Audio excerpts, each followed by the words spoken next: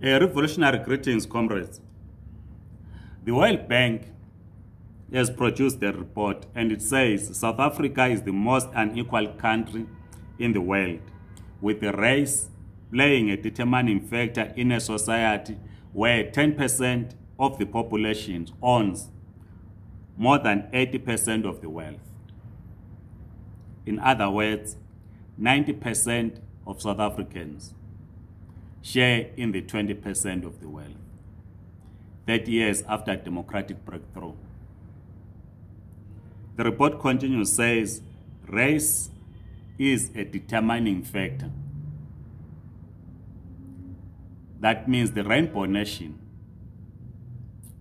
has not dealt with the race question. And the race that controlled the economy from the days of colonialism still controls the economy today. Of course, there are few blacks that are part of the 10%, but the majority of blacks share in the 20% of the wealth. This is not peculiar to South Africa. It is a problem that all of us in the continent are confronted with. And Kwame Nkrumah characterized it correctly,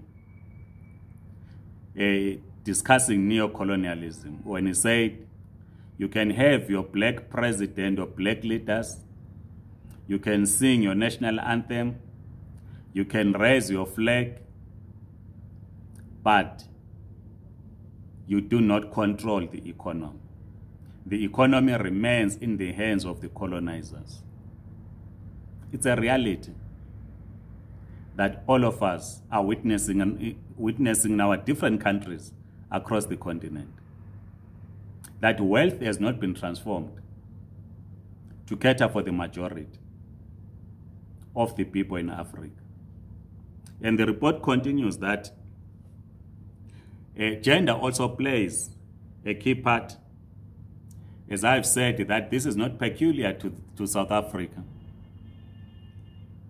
The report says the uneven distribution, it says the pay gap between men and women reaches 30% in Namibia, South Africa, and also in Botswana. We were celebrating Women's Day, International Women's Day, on the 8th. And the women continue to be marginalized at the workplace. And it says the uneven distribution of agricultural land is also a factor driving inequality, especially in rural areas. In Namibia, 70% of the 39.7 million hectares of commercial agricultural land still belong to Namibians of European descent. That's what the World Bank report says. So we have not transformed our economies post-liberation. Instead of us discussing in moving to the next stage of human development, which will ensure that wealth is shared equally amongst the people, we are witnessing the rise of narrow nationalism. Because some in our society believe that through narrow nationalism, we'll be able to transform our economies. That is not correct. We are, through narrow nationalism, we are destroying people-to-people solidarity. We built a powerful people-to-people solidarity movement during the struggle against colonialism and apartheid. And in our case in Zimbabwe, we said we cannot celebrate our independence when Namibia and South Africa are not free. When African leaders met in 1963 to establish the Organization of African Union, which is today AU, They said they cannot celebrate their independence. That was Ghana and other countries that had gained independence. That they could not celebrate their independence, particularly when Southern Africa was not free and other countries in the continent. That was people-to-people solidarity. We must continue with this solidarity. But this solidarity should be the solidarity that ensures that our economies cater for the majority of the people in our countries. It cannot be correct that years after we defeated colonialism and apartheid,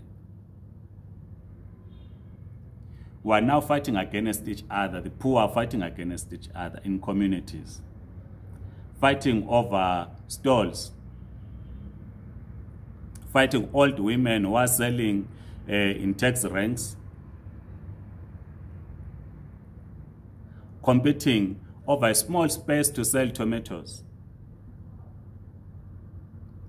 When we do not control the commanding heights of the economy. And unless we end the colonial mode of production, we will not be able to transform our economies. And the discourse that must be led by us as communists and the workers is the path to socialism. During apartheid and in the struggle against apartheid and the struggle against colonialism, this is the discourse that was dominating our discussions, the path to socialism. But after liberation, we seem to have taken a backseat and were allowing right-wing formations to take center stage. And for us, for the fear of losing an election, we now follow them behind. And they spend time in our parliaments discussing legislation that will control the movement of Africans across the continent. We are busy with legislation that it is wrong for Africans to work in Ghana or in Nigeria, in South Africa. We are ring-fencing jobs based on nationality. We are not talking about who controls the commanding heights of the economy.